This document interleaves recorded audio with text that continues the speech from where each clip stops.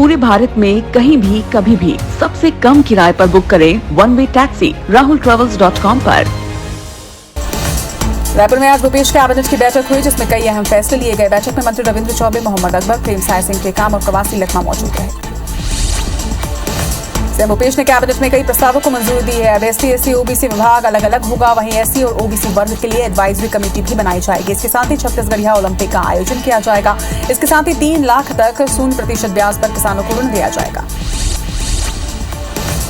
रायपुर में भूपेश कैबिनेट की बैठक में युवाओं के लिए रोजगार का पिटारा खोला गया। बैठक में 12,489 पदों पर शिक्षक भर्ती को हरी झंडी दिखाई गई है। वहीं व्यावसायिक परीक्षा मंडल परीक्षा भी आयोजित होगी। भारत जोड़ो यात्रा में शामिल होने के लिए सीएम भूपेश बघेल आज शाम को कन्याकुमारी के लिए रवाना होंगे, जहां से कांग्रेस की भारत जोड़ो यात्रा में वो शामिल होंगे। बता दें कि कांग्रेस नेता राहुल गांधी कल से 14 राज्यों में 3500 किलोमीटर की यात्रा करेंगे। छत्तीसगढ़ के आबकारी मंत्री कवासी लखमा ने बड़ा बयान दिया। लखमा ने कहा है कि कांग्रेस 2023 विधानसभा चुनाव भूपेश बघेल की कप्तानी में लड़ेगी। बीजेपी के पास जो 14 सीटें हैं उसे भी पूरी तरीके से गायब किया जाएगा। बीजेपी मुक्त छत्तीसगढ़ बनाना है। बीजेपी मुक्त बस्तर तो हो ही चुका है।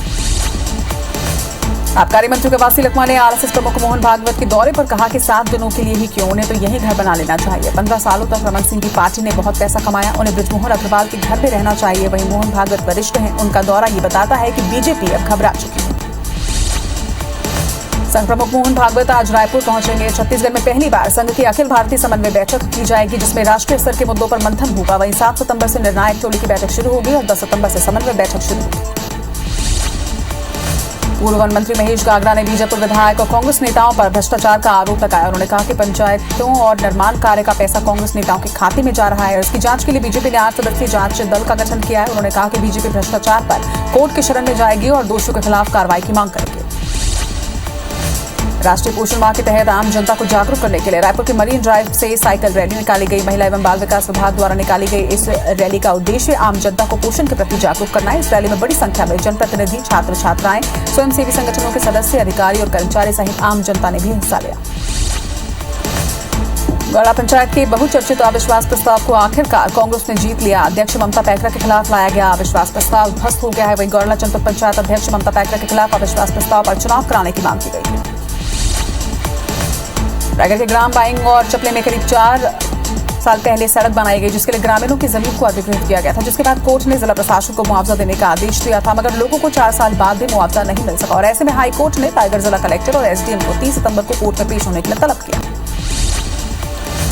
कोरिया जिले के मनेन्द्रगढ़ में राशन दुकान में चावल में इल्ली और कीड़े मिलने के मामले में जिला प्रशासन अब एक्शन मोड पर है। IBC 24 पर खबर दिखाए जाने के बाद SDM और नायब तहसीलदार दुकान की जांच करने के लिए पहुंचे, जहां दुकान संचालन में अनियमितता पाई गई है। अब दुकान संचालक को सस्पेंड करने की तैयारी। रायपुर के पंडित रविशंकर शुक्ल विश्वविद्यालय में जेम्स एंड ज्वेलरी का नया पाठ्यक्रम शुरू किया गया है, जिसमें छात्रों को 1 साल में डिप्लोमा सर्टिफिकेट और 3 साल पढ़ाई करने के बाद डिग्री सर्टिफिकेट दिया जाएगा। इसके साथ ही युवाओं को सराफा व्यवसाय करने के लिए ट्रेनिंग दी जाएगी। बिलासपुर में डेंगू को लेकर स्वास्थ्य विभाग की चिंता बढ़ चुकी है। जिले में डेंगू के 5 नए मरीजों की पुष्टि की गई है। 2 शहरी क्षेत्र और अन्य 3 दूसरे जिलों के मरीज हैं। सभी मरीजों का इलाज अपोलो अस्पताल में जारी है। बलरामपुर जिले के दुप्पी गांव में हाथियों का उत्पात लगातार जारी है। हाथियों ने गांव में फसलों को नुकसान पहुंचाया। वहीं बताया जा रहा है कि बीते 16 दिनों से प्यारे दल के 2 हाथी गांव में लगातार उत्पात मचा रहे हैं। गौलापेंड्रा मरवाही जिले में 7 हाथियों का दल केची रेंज पहुंचा है, जहां पर 2 मकानों को तोड़ा और 4 किसानों की फसल खराब कर दी। सभी हाथी अचानक टाइगर रिजर्व में पहुंचे हैं। वहीं वन अमला हाथियों के मूवमेंट की निगरानी में जुटा हुआ है।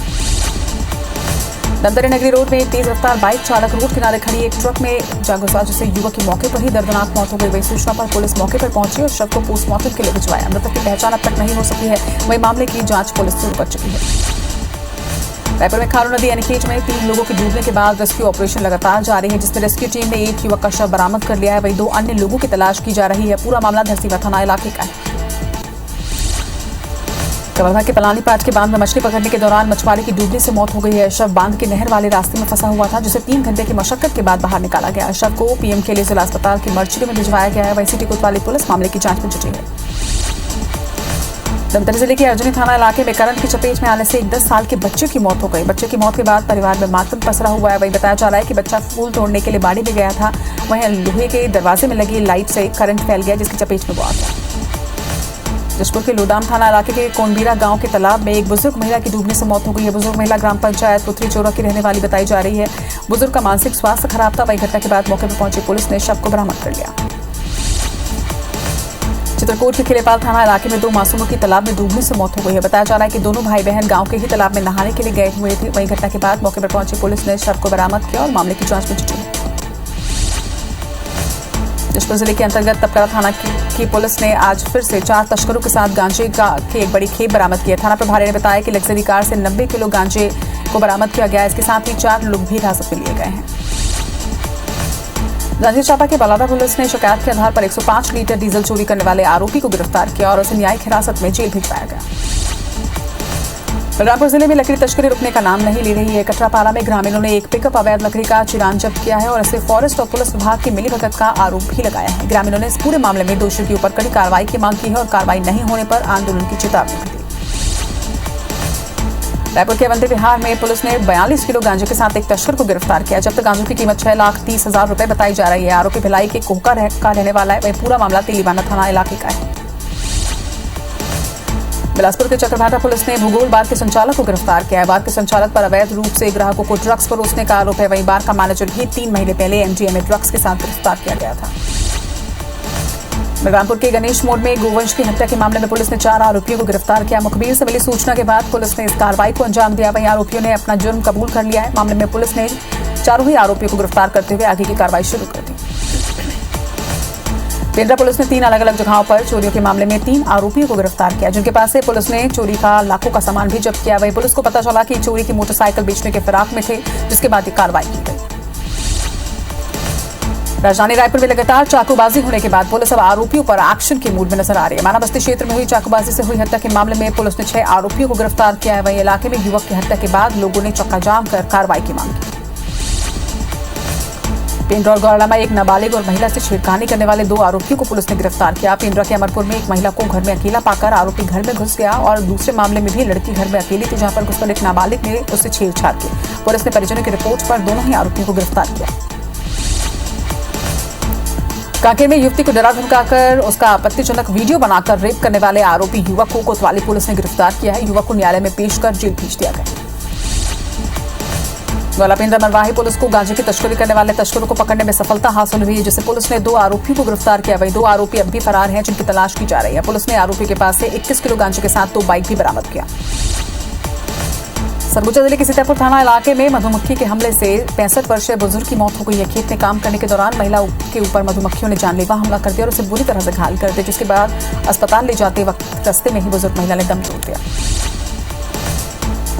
गोलापेंद्र मरवाही जिले के खोडरी गांव में दुकान और मकान में लाखों की चोरी हुई है। चोरों ने मकान और दुकान से 30,000 रुपए नगद और करीब 5 लाख के जेवरात और सामान पार कर दिए। इसके साथ ही 2 और घरों में चोरी का प्रयास किया गया। फिलहाल कोरला पुलिस मामले की जांच में जुटी है। सरगुजा जिले के बतौली विकासखंड में बने सरकारी स्कूल अब जर्जर हो चुके हैं। यहाँ 20 से 25 किलोमीटर की दूरी से स्कूल पढ़ने आने वाले छात्रों को भारी परेशानी भी होती है। खपरेल भवन में स्कूल संचालित हो रहा है, जो कि पूरी तरह से जर्जर है। कहीं कोई हादसा न हो जाए, इस बारे में भी लोग परेशान हैं। लोरमी के अचानक टाइगर रिजर्व में लंबे समय से मजदूरी भुगतान नहीं होने की वजह से नाराज सैकड़ों की संख्या में मजदूरों ने एटीआर कार्यालय का घेराव किया। इस दौरान उन्होंने नारेबाजी करते हुए भुगतान कराने की मांग की। वही मजदूरों का कहना है कि 2 महीने गुजर जाने के बाद भी भुगतान नहीं किया गया, जिससे रोजी रोटी पर संकट पड़ गया है। जांजगीर चांपा के ओड़ेखेरा गांव के स्कूल में शिक्षकों की हड़ताल से नाराज होकर अभिभावकों ने स्कूल के गेट में ताला लगा दिया। वहीं 12 दिनों से पूरे प्रदेश में शिक्षक अनिश्चितकालीन हड़ताल पर थे। करीब 1 घंटे बाद गेट खोला गया। पिकनिक बनाने आए 2 युवक कांकेर के मलाजकुरुम वाटरफॉल में डूब गए। पुलिस और गोताखोरों की टीम तलाश में जुटी हुई है। वहीं दोनों ही युवक चरामा से पिकनिक बनाने के लिए आए थे। एक युवक का शव बरामद किया गया है। बलरामपुर जिले में नशे के अवैध कारोबार को बढ़ाने के लिए तस्करों ने एक नया तरीका अपनाया है। तस्कर नाबालिग बच्चों को मोहरा बनाकर उनसे तस्करी करवा रहे हैं। त्रिकुंडा पुलिस की टीम ने ऐसे ही एक मामले में पिकअप वाहन से 600 से अधिक नशे की टैबलेट्स और नशे का सिरप जब्त किया है, जिसके साथ पुलिस की टीम ने नाबालिग को हिरासत में लेकर पूछताछ शुरू कर दी है। बालोद के पुरूर कांकेर नेशनल हाईवे 30 में बड़ी लापरवाही देखने को मिली, जहां पर मौसम खराब होने के बाद मरकाटोला घाट में 16 जुलाई को बीच सड़क पर पहाड़ी से गिरे हुए पत्थर के बड़े हिस्से को अब तक नहीं उठाया गया, जिसकी वजह से वाहनों को आवाजाही में काफी दिक्कत हो रही है और इस वजह से कभी भी कोई हादसा भी हो सकता है। धमतरी के सोनम भटगांव पर सिंगल रोड जर्जर होने की वजह से गांव के लोगों को जिला मुख्यालय आने में काफी दिक्कतों का सामना करना पड़ता है और ऐसे में इलाके के लोग सड़क चौड़ीकरण की मांग को लेकर प्रशासन से बात कर रहे हैं। इसके साथ ही कलेक्ट्रेट से भटगांव मेन रोड तक पक्की सड़क बनाने की मांग की जा रही है। छत्तीसगढ़ में अच्छी बारिश के लिए प्रदेशवासियों को और इंतजार करना होगा। हालांकि लोकल सिस्टम की वजह से कहीं कहीं बारिश हो रही है। वहीं मौसम विभाग के मुताबिक प्रदेश के कुछ हिस्सों में हल्की से मध्यम बारिश की संभावना जताई गई है।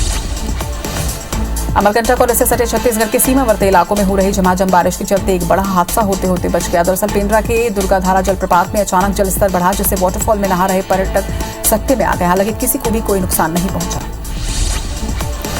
पेंड्रा के अमरकंटक इलाके में 2 दिनों से लगातार बारिश जारी है। वहीं पहाड़ों का मलबा अब सड़क पर आ गिरा है, जिससे जगह जगह पर रास्ते जाम हो रहे हैं। वहीं गौरला पेंड्रा मरवाही सहित अमरकंटक और इससे सटे इलाकों में लगातार बारिश हो रही है। छत्तीसगढ़ में 11 और 12 सितंबर को अच्छी बारिश हो सकती है। मौसम विज्ञानी एचपी चंद्रा के मुताबिक एक लोकल सिस्टम की वजह से बारिश हो रही है, लेकिन आने वाले दिनों में आम जनता को राहत मिलने की उम्मीद है। हिमालय की तराई में एक सिस्टम बन रहा है जो धीरे धीरे एक्टिव होगा। डोंगरगढ़ में गणेश उत्सव पर्व धूमधाम से मनाया जा रहा है। शहर के सबसे प्रसिद्ध बुधवारी पारा स्थित गणेश प्रतिमा राजस्थान के राजा को देखने के लिए यहाँ भीड़ उमड़ रही है। यहाँ की गणेश प्रतिमा राजस्थान के कलाकारों द्वारा तैयार की गई है और यहाँ पर स्थल झांकी भी बनाई गई है, जहाँ पर कोरोना के बाद बच्चों की पढ़ाई पर बड़े असर को दिखाया गया है।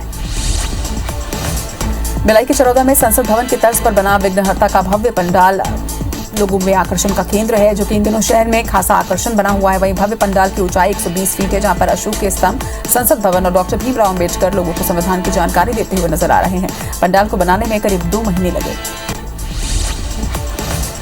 जशपुर जिले के तपकरा थाना इलाके के बारू गांव में जंगल से विदेशी पर्यटक लोगों का आकर्षण का केंद्र बने हुए हैं। विदेश जंगल में टेंट लगाकर आराम कर रहा था, तभी ग्रामीणों ने सरपंच को सूचना दी। वहीं बातचीत में उसने रूस का नागरिक होना बताया और कहा कि वह पूरे देश का साइकिल से भ्रमण कर रहा है।